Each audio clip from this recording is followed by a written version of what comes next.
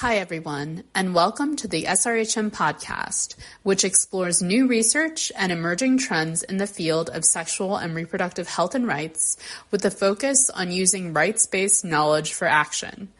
My name is Nina Sun, and I am an associate editor for the SRHM Journal.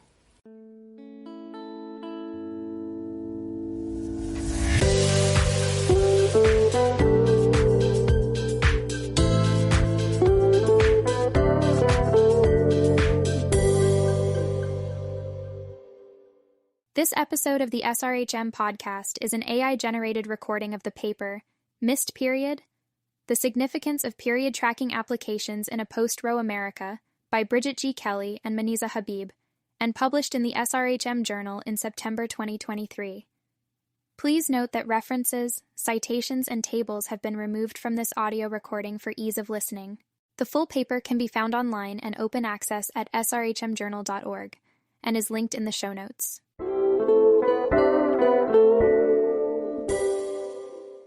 Period tracking applications, apps, have been perceived positively as a health literacy tool that increases menstrual and bodily awareness, thereby empowering users to better prepare for future periods, engage in conversations with healthcare providers, and monitor their bodies and sexual activity to be able to achieve their family planning goals.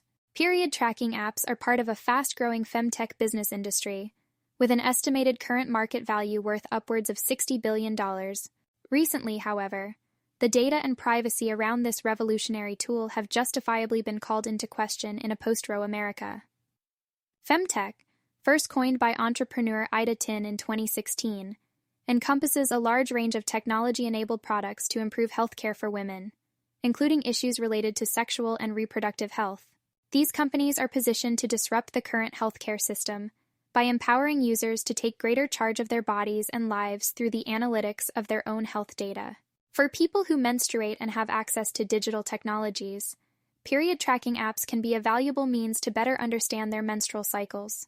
Period tracking apps analyze users' inputs around their reproductive cycles to enable the user to better recognize body patterns or identify any changes or abnormalities within their cycle.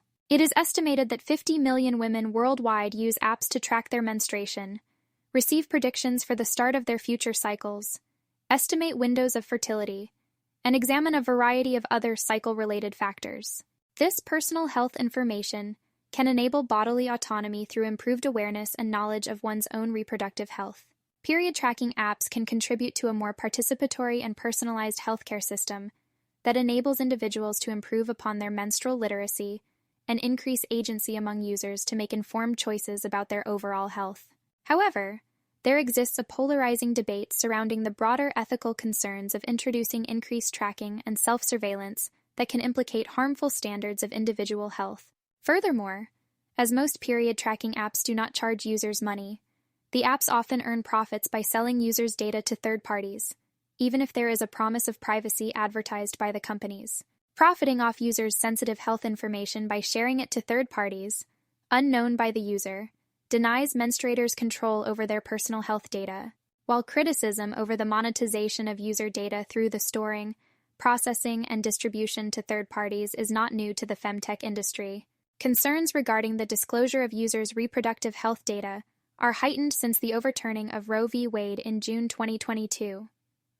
The U.S. Supreme Court ruled in Dobbs v. Jackson Women's Health Organization that the right to abortion is not constitutionally protected, allowing individual states to independently decide the legal parameters around abortion, with many already restricting or moving to ban it. When abortion is illegal, seemingly harmless digital data could potentially become criminal evidence. The concern is that health data stored in period tracking apps could be used to infer whether the user has had an abortion in order to prosecute them in states where abortion is now banned. With at least 24 states having banned or likely to ban abortion, it is possible that prosecutors in states hostile to abortion rights could view unprotected and self-tracked personal health data as advantageous in identifying individuals seeking to end a pregnancy. Some period tracking apps even explicitly state that they may disclose users' personal data at the request of law enforcement or government agencies. Not only does this cause alarm for users who choose to have an abortion, but miscarriages, irregularities in menstrual cycles, and/or imperfect engagement with a period tracking app have the potential to be mischaracterized as abortions. The question regarding the use of personal health data created by period tracking apps to implicate a person of an abortion in a state hostile to abortion rights remains unanswered. However, legal experts point to digital trails created by other uses of technology that have been used to incriminate people of illegal abortions as a potential indicator of what could happen with this sensitive health information. For example, data from online search engines have been previously used to prove criminal intent in cases where abortion has been tried as murder. It is especially of concern for young Black, Indigenous, and people of color, BIPOC, and/or low-income people who are disproportionately surveilled at higher rates compared to their white and/or higher-income counterparts. With this in mind, it has been suggested that users use caution with regard to their period tracking apps in the aftermath of the overturning of Roe. The Supreme Court's decision in Dobbs has no bearing on the bodily awareness and empowerment period tracking apps can provide to users. However, the decision has had a chilling effect based on the fear that the personal health information derived from these apps could be used against menstruators, with some experts advising people who menstruate to track their periods on paper as opposed to using an app. If users could be assured that their sensitive health data are protected, period tracking apps could be a valuable instrument in helping to safeguard bodily autonomy in a post-Roe landscape. For some, the overturning of Roe may have created a heightened sense of urgency to better understand one's own menstrual cycle. Paying closer attention to menstrual cycles could help users avoid an undesired pregnancy and identify when a period is missed, so they are better positioned to access abortion services within the legal limits. In Texas, for example, where a gestational age ban that prohibits abortion as early as 6 weeks is in effect, data analytics from a period tracking app could be interpreted by the user to identify a missed period on the first day of the expected cycle, enabling them to test for pregnancy earlier and access abortion services within the legal gestational age timeframe. However, it should be noted that relying solely on data from a period tracking app in a legal environment hostile to abortion rights may be an effective tool only for users experiencing regular menstrual cycles. To ensure the safety of users in a post-Roe America and enable period tracking apps to perform their originally intended function of empowering menstruators, a series of actions will need to take place, including ensuring privacy around sensitive health data. The lack of synchrony between the pace of technology and privacy laws leaves massive gaps in the protection of health data. In an era of increasing digital surveillance, the burden should not be placed only on the users to protect their own digital health information. As femtech mobile apps currently fall outside of the scope of the Health Insurance Portability and Accountability Act, which protects sensitive health information from being disclosed by covered entities without the patient's consent or knowledge, it is more important than ever that privacy laws around health-related data are enacted and supported by the femtech industry. Upon the overturning of Roe, President Biden issued an executive order on protecting access to reproductive health care services that partially addresses digital surveillance related to reproductive health care services to ensure the safety of patients, but Congress could take it a step further by passing the My Body, My Data Act that would create a new national standard to protect personal reproductive health data in the wake of Dobbs. States can also implement laws to protect digital reproductive health data to further protect individuals, such as a law recently passed in California, which gives technology companies incorporated or headquartered in the state legal recourse to resist data information requests from law enforcement agencies seeking to facilitate the investigation of a crime related to an abortion that is legal under California law. To safeguard health-related data in the digital age more broadly, U.S. lawmakers should look to the European Union's General Data Protection Regulation, GDPR, considered the global privacy standard, for inspiration. The GDPR mandates privacy rights pertinent to protecting period tracking app users' data, specifically the stipulation that the controller, such as femtech companies, present digital users with easy-to-understand language that includes explicit justification for data collection and retention length, as well as instructions for users to request personal data erasure. It is important to note that any regulation protecting personal health data must evolve alongside technology in order to safeguard users' privacy, especially in a time when abortion is criminalized. Empowering users to have control over their own personal data. With the overturning of Roe, individual femtech companies are having to reconsider their security and protection policies. Flow, a popular period and fertility tracking app, for example, created an anonymous mode to make it more difficult to connect user information with health data. Femtech companies must also further scrutinize the security surrounding user data that is collected, stored, and shared with third parties. Users should be given options regarding how their data are stored and utilized.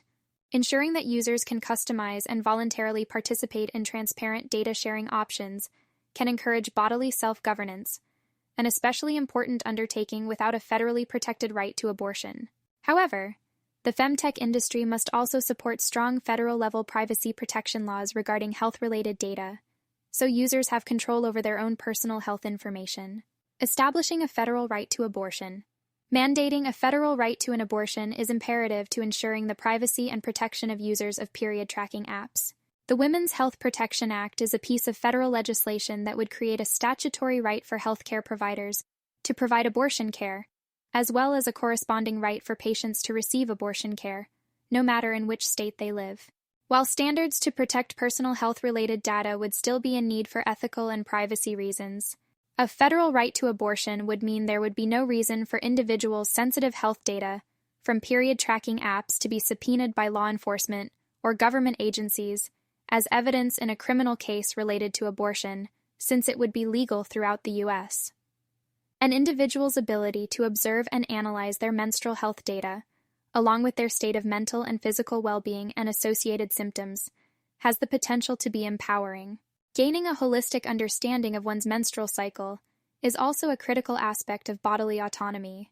Femtech companies are uniquely positioned to mobilize many to take ownership of their reproductive health and improve their knowledge and awareness of their own bodies. Period tracking apps have the potential to help individuals become better attuned with their cycles, but it is essential that the safety and privacy of the users is ensured.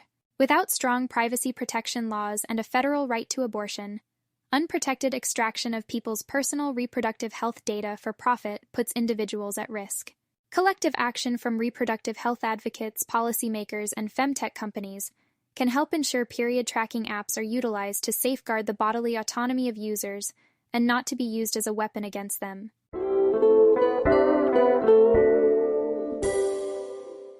Thanks for joining us for this insightful conversation. Please check the show notes for a link to the SRHM Journal, which is available online and open access. Follow us on social media and sign up for our newsletter to receive notifications for new publications. If you're enjoying this podcast, please subscribe, give us a rating, or leave a review. Sharing evidence-based and rights-grounded knowledge is our passion, and it's also critical to support the advocacy and actions that need to be taken to improve SRHR for all. We would very much appreciate it. Thank you for supporting the SRHM podcast, which is produced by our staff. The music was composed by Tiber Christian and Salomon Beautond.